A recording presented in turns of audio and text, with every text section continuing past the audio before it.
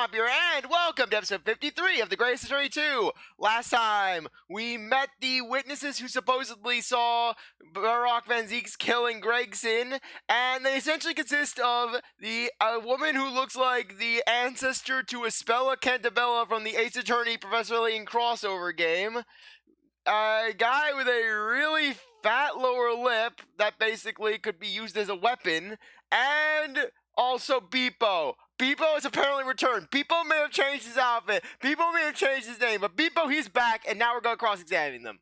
You will describe in detail what you witnessed and heard at the time of the incident.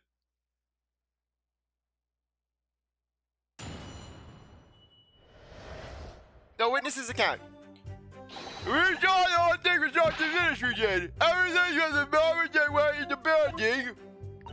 It was less than a minute after the Reaper had dawned inside, and we all heard a big bang. Save the Marina! Quick to talk is quick to walk! Gossip couldn't wait to go and see what had happened! He wanted to get all the tea that had spilled! He heard a guy screaming about his ladyship! I ran to the room to see he was. The Reaper got out, standing over the dead body. I was scared after death me, so I ran off to find a copper. And CzarThwomp has a hair in his throat. Yeah, don't you just hate that when you have a hair in your mouth, but you just can't get it out for some reason? I swear, this hair is gonna plague me the entire episode. You watch. If these witnesses were there the whole day and saw everything, who did they see going inside the building? Only the victim, Inspector Gregson, and the accused, Barok Van Zieks. I did picture that name on the paper. I know what he looks like. I did between us, folks, stories like this. I read myself and tell you some already.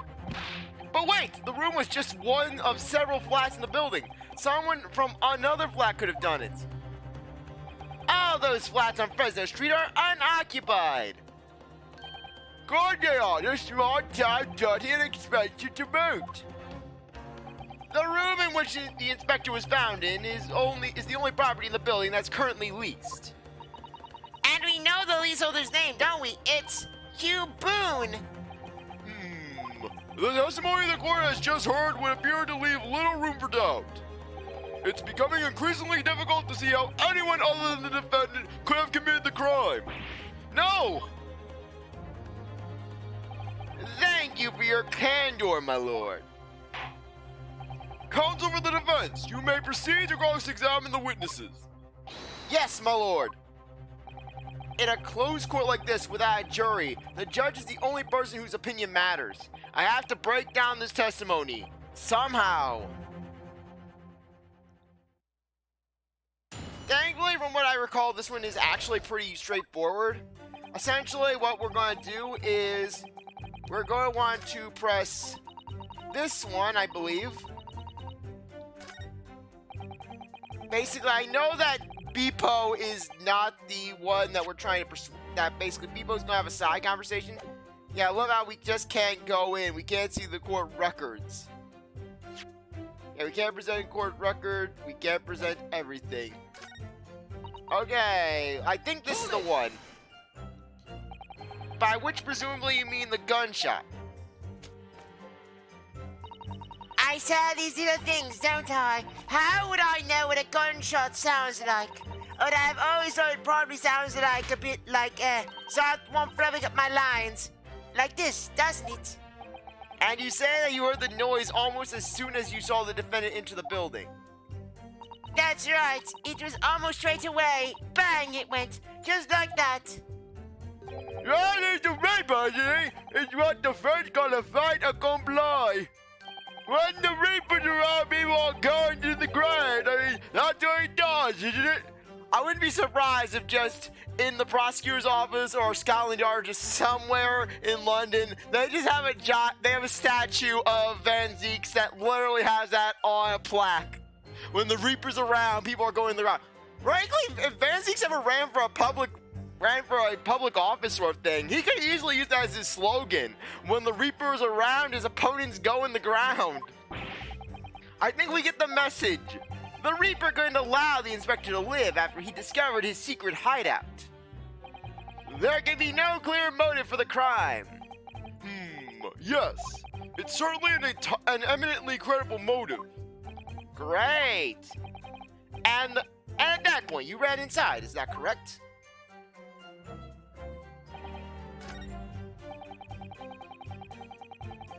Okay, I think this is it.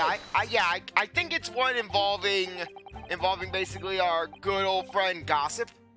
So then you were the first person around on the scene, is that right? That I was. I kicked the door like a mess, I did. And yelled, what's going on here? Lord Van Zieks claims all he heard was a man scream, though. Yeah, Van Zieks, he blocked out the door kicking. And was it dark inside the room? No, not dark at all. There were candles burning on the wall. Really? And there was a mannequin after the floor. Just to know, this is the first thing I noticed when I got inside. Ah, I see. Even though Lord Van Zieks claims not to have seen any such lights on the wall. The next thing I noticed, I was someone standing right beside the body. The accused, Barok Van Zieks. That's right, the man makes me myself. I was a little shocked, I won't deny it, but I'm not any little coward. I stood my ground against that reaper, could not stir myself. Yeah, it's just Van Zieks and Gossip having the stare off of the century. And was there anyone else in the room at the time? No, of course not, not at first. But now this one still came wandering along behind me, of course, only in mind. I can't handle stairs so well, so as you can imagine, especially on the way up. I was shackled. I can't climb the stairs. I was shackled to a wall for 5 years, and only ladies to drive the omnibus. And you couldn't have just failed to see someone? It was your intention there, I got you. And there was a candle in the wall and the lamp on the table. There was nowhere anyone could have been hiding. You mocked my eyes.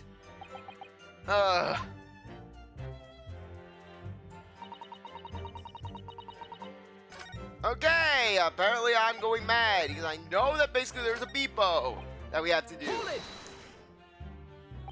When you say they, who do you mean exactly? Inspector Gregson, the defendant, Lord Van Zieks? I suppose so. The lots of us don't know the eyes of the high and mighty. But I'll tell you one thing, it was the old reaper that went in last. That's for sure and certain. Just between Inspector Gregson, did they arrive at the same time as each other? No, not at all. The first gentleman she got inside a good 50 minutes before we heard the gunshot. The victim arrived 50 minutes before. Are you sure about that? I'm not sure. Am I sure? It doesn't seem like it. I'd forgotten a fella with bright red hair like that, does it? Yeah, it's hair. Yeah, his hair really were red, wasn't it? Redder than my flaming fireworks, even. That fire in Bob Silver, that's on the inside my eyelids it is. It's giving me nightmares. Wait a minute. You're saying the man was a redhead? What did you chum? Oh, he was a redhead. And he had a big trunk with him as well. But Inspector Grayson's hair isn't red. Not by any stretch of the imagination. It seems likely that the person you saw wasn't in fact Inspector Gregson at all, but some other third party. No, I hate to break it to you, but the witnesses are correct. What? Just have a look at this photograph of the victim taken at the crime scene. Yes, that's Inspector Gregson, all right. Yeah, Gregson was trying to basically exploit the Redhead League like Sherlock. He wanted financial independence from Iris. And a red hairpiece. Ah, of course. We saw one on the floor when we investigated the scene, didn't we? I still refuse to believe Inspector Gregson wore a hairpiece, though. So then why on earth would he have been wearing something like that? The color does seem to suit the man, one might say. The photograph will be submitted as evidence. Please, counsel. The photograph of the victim has been entered into the court record. And what became of the trunk that the red-headed victim was supposedly carrying? I was informed that no trunk was found at the scene, so it just disappeared. Great. Do you think Dusty has been watching the building every second, do you? We definitely saw him in the dock going in, though. No question about that.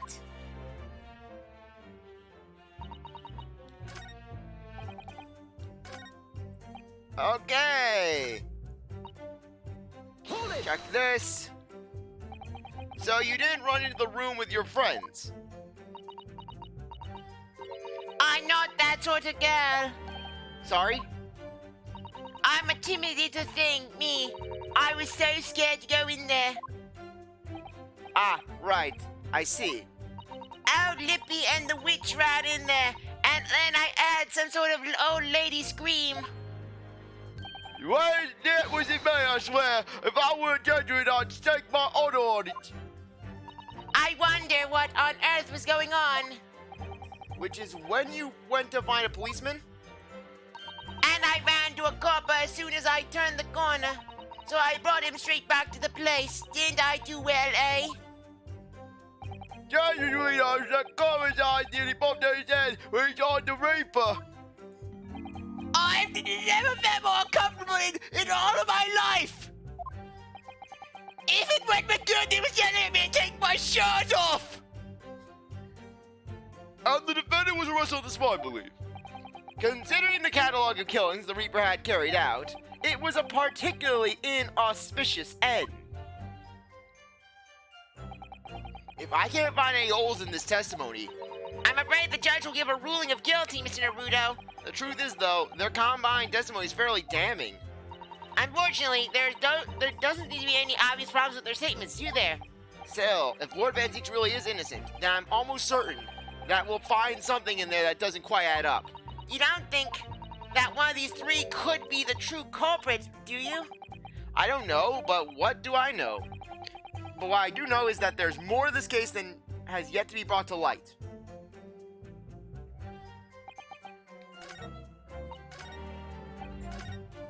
Okay. Hold it!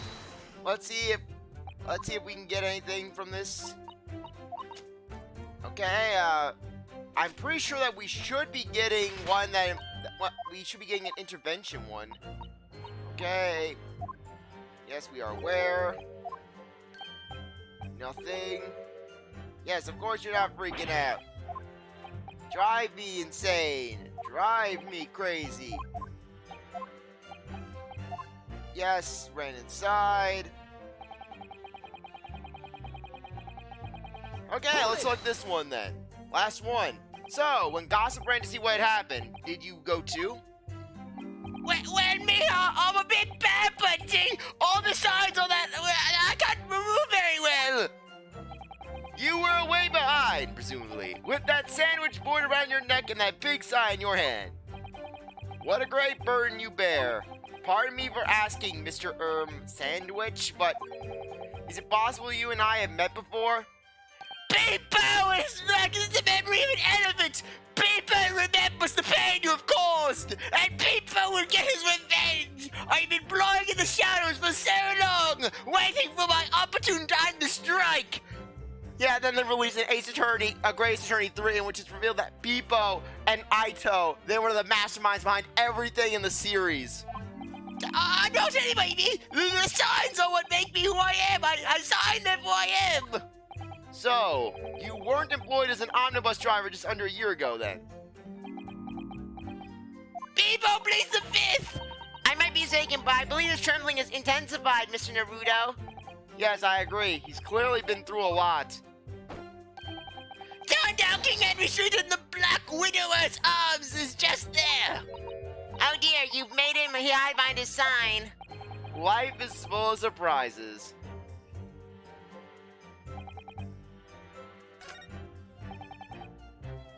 Okay, I'm having an issue. Okay, I am now confused as to what I'm doing. Because I could have sworn that there was a, oh, you have to talk, you have to press sandwich. Okay. I'm just gonna go through them all again. Maybe something popped up.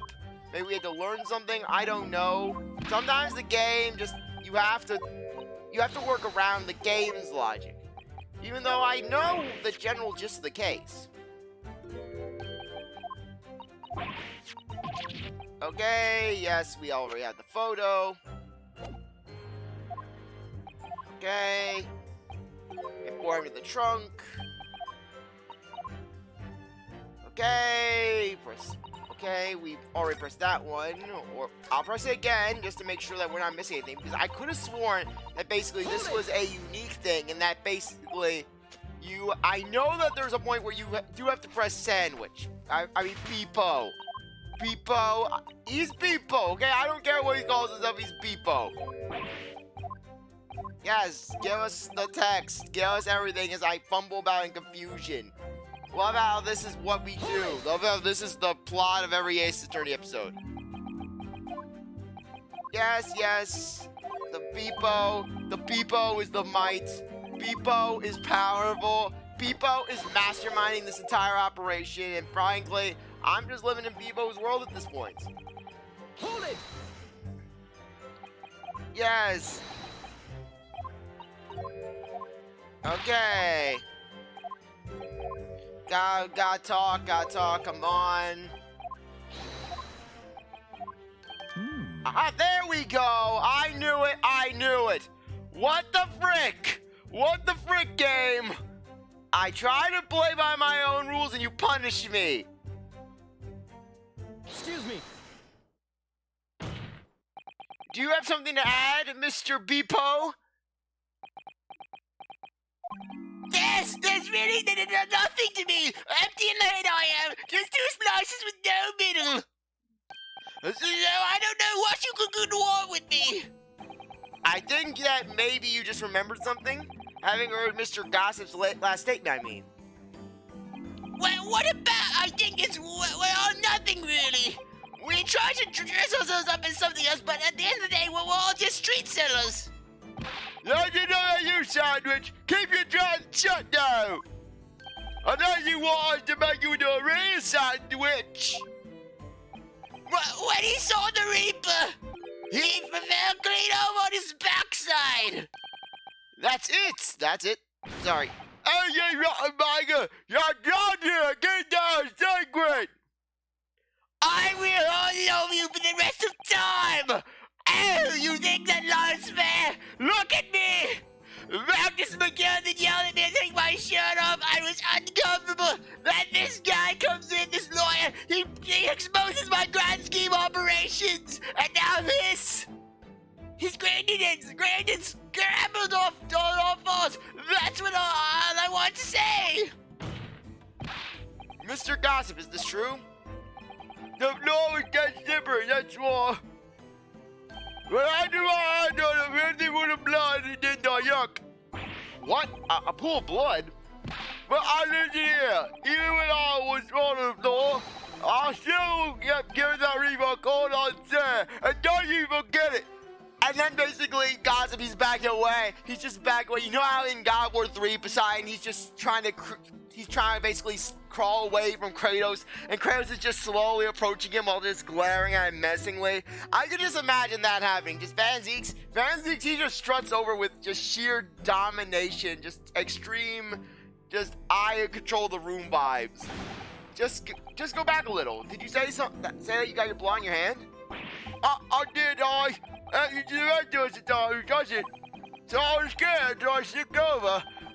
We got the judgment with us, can't we? No, Mr. Gossip. I'm going to have to ask you to add that information to your formal testimony. Oh, right. The witness will amend his testimony to include the aforementioned details at once.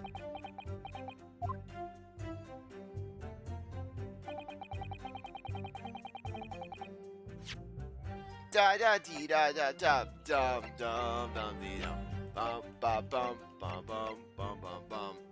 Objection. And there we get the signboard. So you wiped off the blood from your hand on the floor of the room. Are you quite sure about that?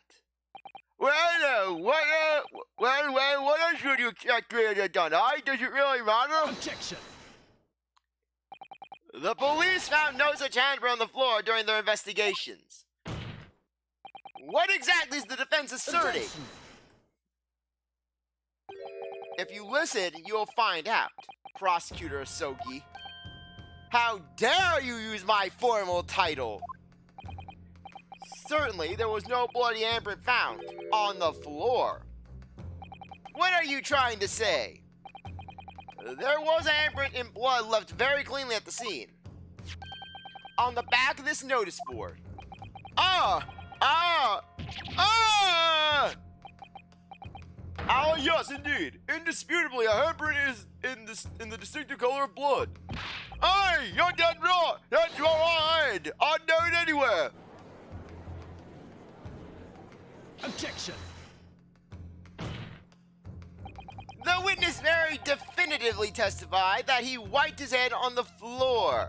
Any hammer on the back of the board are irrelevant. Objection. Not if the board itself had fallen over onto the floor. In that case, it's quite possible the witness's handprint to have ended up there. Just look at this floor plan of the room. The nose board was in the opposite corner of the room to the victim, and in an upright position. Even if it had somehow been toppled and was lying on the floor at the same time, it would have been a considerable distance from the body. I know when I came across the body. So I was basically right next to the corpse, not on the other side of the room. In other words, the defense's assertion is contradictory. Yes, it is. There's a very definite contradiction here, for which there must be a reason. I take it that you formulated a proper hypothesis, counsel. Regarding this apparent discrepancy between the witness's account and the handprint found at the scene. I have, my lord. This discrepancy between the witness's account and the location of the handprint is explained by the board moving. The real contradiction here is the handprint itself, not where it was found. As the court can see, it's upside down. Good gracious, so it is. If the witness had put his hand against the board, the finger should be pointing upward. What does that tell us?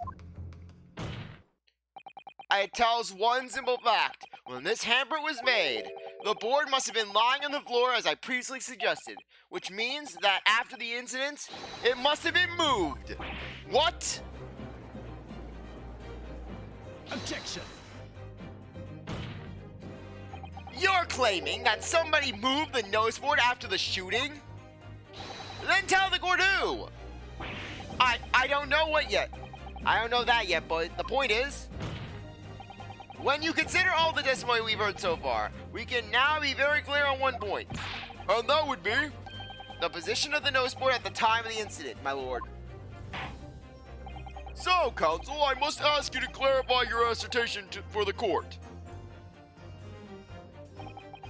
At the time of the incident, where do you maintain the board was situated? Take that! Right in front of the door. This is the only possible location. Immediately adjacent to the doorway? If the court would think back to the testimony given by the defendant earlier, he said that when he entered the room, it was dark, and he couldn't see the body. My ick!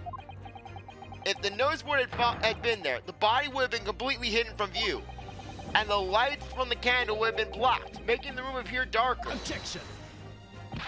But the accused also claims that the victim's body simply appeared before him. That's true. Or in his precise words, Just as I picked up the firearm to examine it, the door flew open and I heard a man scream. It was only then that the body of Inspector Gregson appeared before me. I don't know about calling a scream, but he was talking about me and no mistake. Cause it was me that kicked the door open. If you look again at the floor plan, consider what would happen if the door to the room was thrown open with force. That can't! The door struck the noseboard, knocking it over, and making the victim's body visible. Good gracious! My client has told nothing but the truth. He has simply described what he saw. Ah! Order! Counsel, how has this not come to light before now? After the incident, somebody must have righted the board and moved it into the position where the police, myself, and my colleagues saw it when investigating the room. Witness, what have you to say for yourself? Me, my lord! You and your fellows were there at the scene before anybody else. It goes without saying that you must know something about the position of the notice board. The witnesses in the stand will testify again. You will each explain exactly what you did upon arriving at the scene of the crime. Hey, stop looking out your glass at me! I get the message!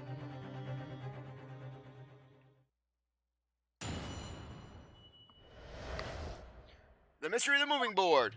I don't know anything about that!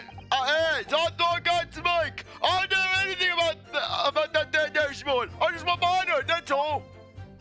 Well, don't look at me. I haven't got a clue about it. I was doing business with some second years at the time. I was selling them pop rocks and soda. I don't know anything about anything. I'm just, the boy said to me, just a sign at the crossroads of life. It wasn't the Reaper, man! He's got a face that's crazy bored! I can't see how this changes anything anyways. The detective still died when he had the gunshot. So none of you can elaborate further. Shaken by the crime they witnessed, and with only the light of a few candles and an oil lamp by which to see, we can't expect these witnesses to be able to give a more precise account of what happened. That's right, yeah.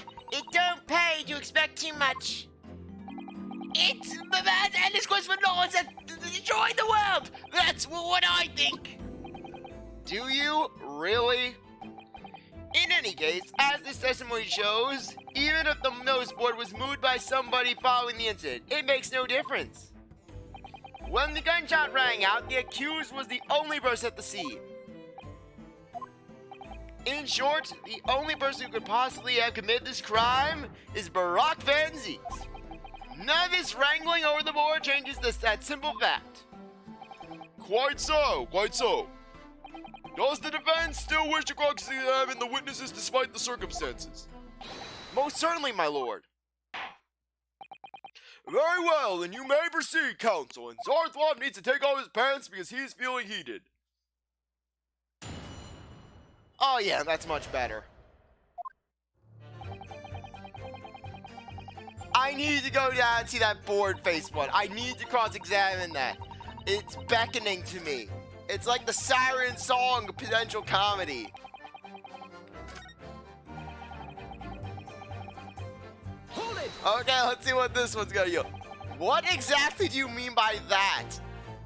Oh, come on now, don't tell us you don't know this. He looks like he hates everything in the world, that fella. I do hate everything in the world, but that's primarily because I have to deal with my learned Djibouti's friend. But not most boys. That's the one thing he lacks. You can see in his eyes. I ship him in the notice board. They're my NTP. I can't say I'd ever noticed. I'll tell you one thing for me, though. I never took my eyes off that man on the floor, or the Reaper, not the Scream. Sorry? Well, I was not scared, of course. You never know what a fade like that might do if you look away, do you? If you didn't take your eyes off the defendant, you should be able to confirm categorically whether or not he was the one who moved the notice board. The Reaper did nothing of the sort. I can swear that. I couldn't have missed it if he'd aimed the thing up right again and dragged it into the corner. Right, glad we've cleared that up. What happened to the face that screams bored? I feel your pain, Kazuma. Yeah, little Kazuma's just is basically learning Van Zieks' mindset. He's learning basically that he is one of the few sources of normalcy in the sea of craziness. But now I'm imagining Van Zieks having basically some hot and heavy affair with a signboard. Oh, come to me, my signboard! Van Zieks takes the signboard, he takes it to his castle or where he lives, and he basically makes sweet love to it.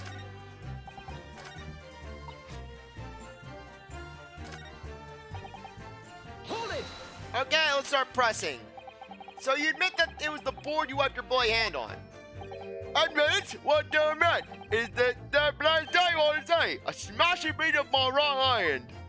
Perhaps you wanted to hide that handprint, so you righted the noticeboard and pushed it into the corner, did you?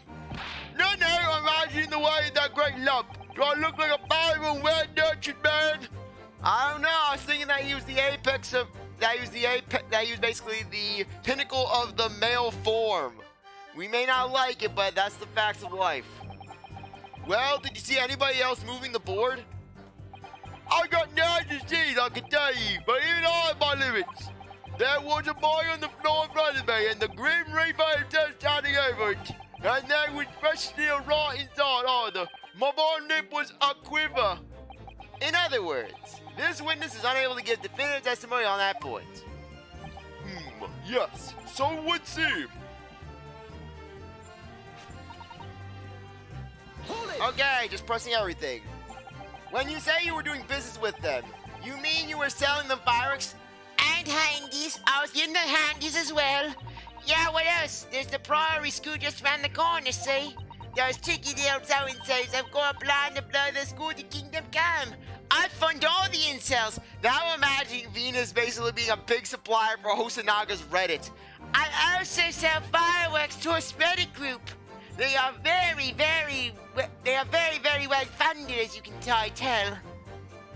Ah, yes. We will go and we will buy fireworks from Venus. Only then will we get the female specimens to notice our presence, my fellow incels.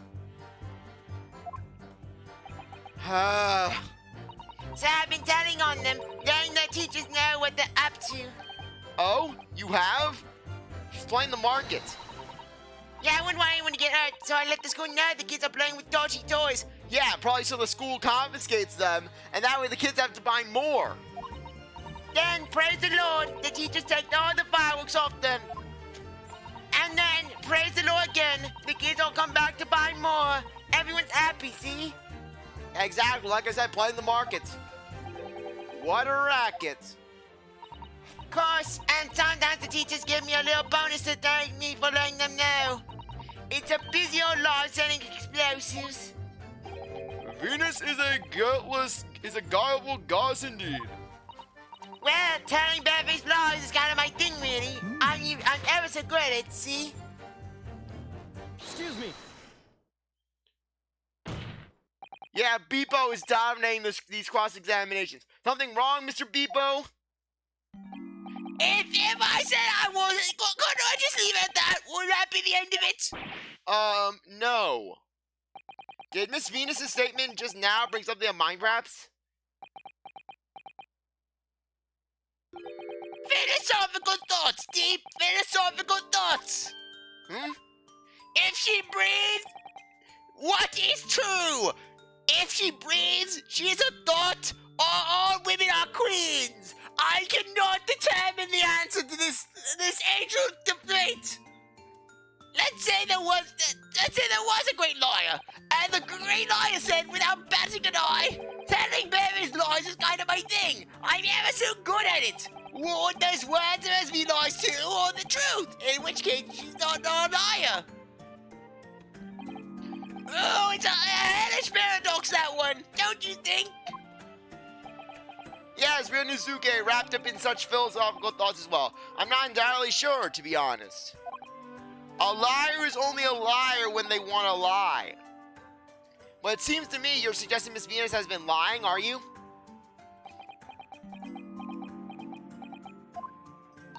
What are you going on about, old man? Trying to cause trouble, are you? Should I blow you up like those children will blow up the school? Keep on like that. And I'll wrap your whole body in firecrackers and set them off. That'll give you something to tremble about. You have a startlingly disturbing mind behind that sweet and innocent face, young lady. Out of curiosity, how old is she at? I'm just okay. I love how her age is just unknown. Basically, as if Venus exists in a world beyond ours. She's a time traveler. No one's age is known. No one gives their age. So, Miss Venus has lied in her testimony. Is that what you're saying, Mr. Sandwich? Well, if it means that I'll be burning in hellfire for the rest of my days, so be it. Yes, that's what I'm saying. Can you elaborate, please, sir? Oh, the blabberman here headed for the room where the gunshot seemed to come from. But there was someone else who crept up on the stairs behind him, too. That's right. That rotten lie over there. Hey.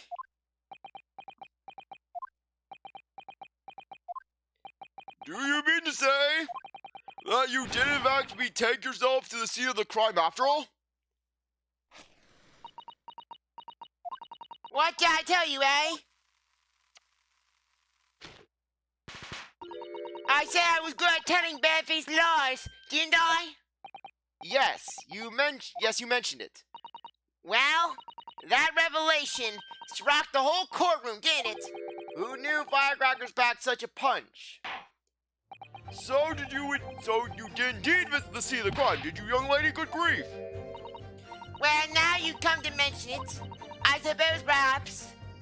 I do clearly remember climbing the stairs to the room, yeah. Either you clearly remember it or you don't. Well, I shall consider a fitting punishment for this treacherous act later on. For the time being, you will immediately amend your testimony to reflect the truth. Oh, yes, my lord, of course.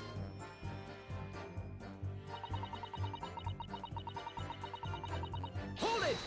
Okay, let's go into this one. You make a habit of lying, do you, Miss Venus? Well, I suppose so. I don't really know, to be fair.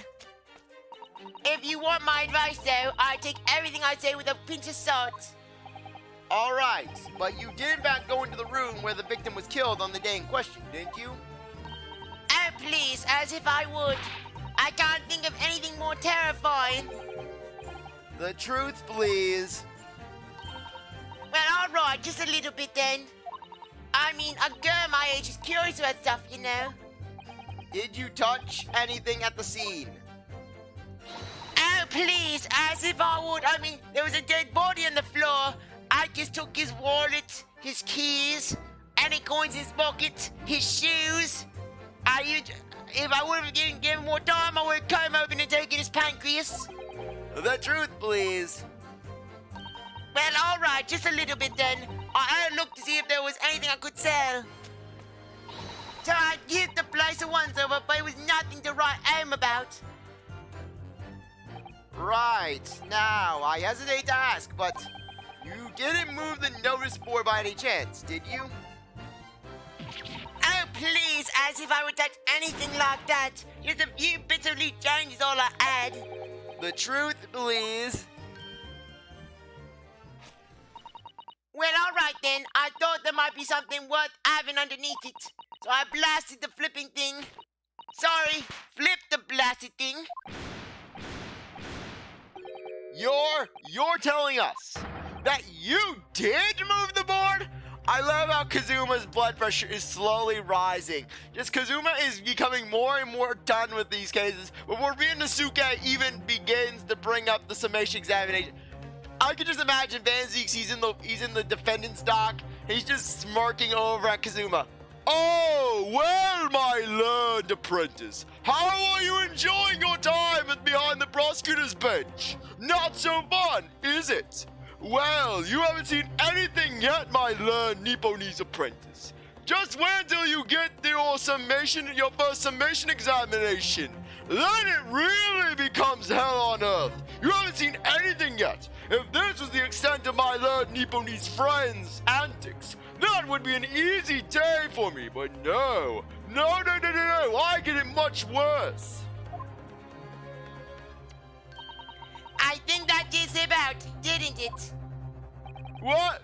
You don't but I don't believe it! The cat doesn't think! So, did you find anything then? Something that you might have taken, perhaps, to sell? Oh, please, I should be so lucky. Am I? The truth now! I might have found this old pocket watch underneath the noseboard, I suppose. Well, a bit of junk like this can't be worth much to us. Ah! So it was you, was it? You're the one who, took it? Gina? Young lady, may I remind you where you are? That watch there. I was gonna take that watch if the boss ever died. It was mine to take and sell. What, you trying to creep in on my territory? Cause you should know we have bylaws for that. I am the boss at the East End, and you have Fresno Street. We had the deal in the diver convention of '85. That was a present to Inspector Gregson on the yard for a big case he solved 10 years ago. The professor case, no doubt.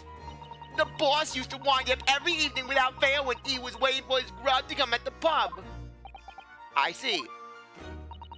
I swiped it off him once and blimey was he upset. He gave me a raw earful. Said he hadn't missed a day in the last 10 years polishing it and winding it. It meant the world to him, that watch did. Possibly not the best thing to go diving for then. It's not all that, though. I took it to Jabez that night to ask how much it was worth, but the old dealer wouldn't touch it. I wouldn't trust Jabez with anything. The guy doesn't know word to save his ass. Wouldn't give me a penny for it. Said it wasn't working. Knocked about and worthless, he called it. Ah! I knew I should have lifted it.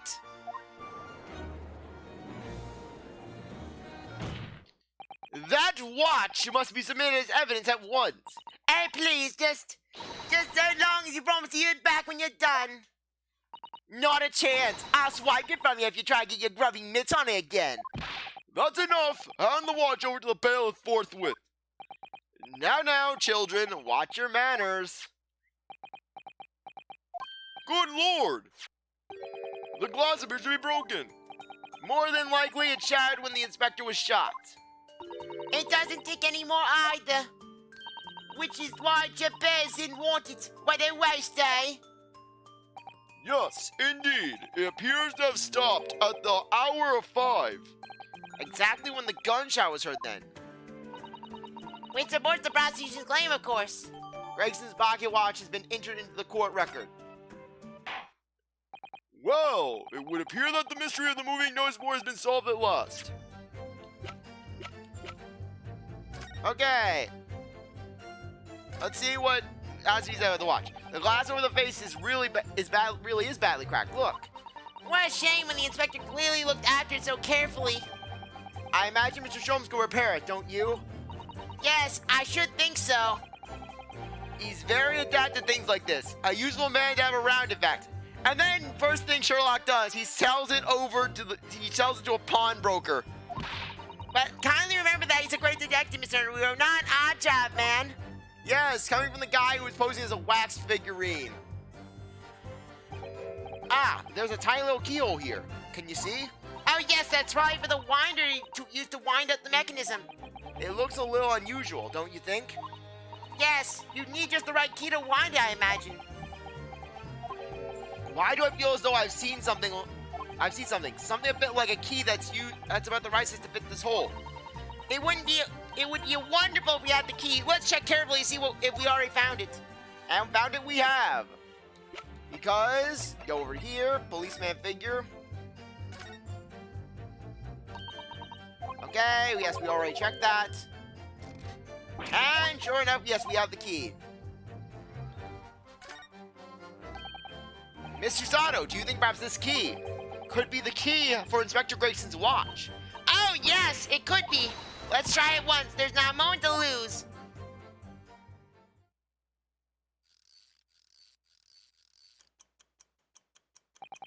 I knew it, a perfect fit. And look, the inspector's watch has started going again. Ah, so it's obviously just not been wound up, that's all. What is it, Mr. Sato? Well, if the watch isn't actually broken after all, I have a feeling that could be profound implications. She's deep in thought now. Perhaps I better start thinking deeply too. Okay. Okay, let's go. And as predicted, it had very little bearing on the case. Now then, continue with your cross-examination, please, counsel. Okay, I believe now we have to go over to Sandwich. And Objection. sure enough, I'm afraid that's not necessarily the case. Oh! At the scene, we found this key to the winder of the inspector's pocket watch. A key? We'll basically address that in the next episode. Anyways, I think now would be a good time to end things off. I really appreciate that you stuck around to watch this episode. You're a great viewer, and I hope you come back for the next one. If you like this video, like, subscribe, comment, share, do whatever that you want. And with that, I'll see you next time. Bye.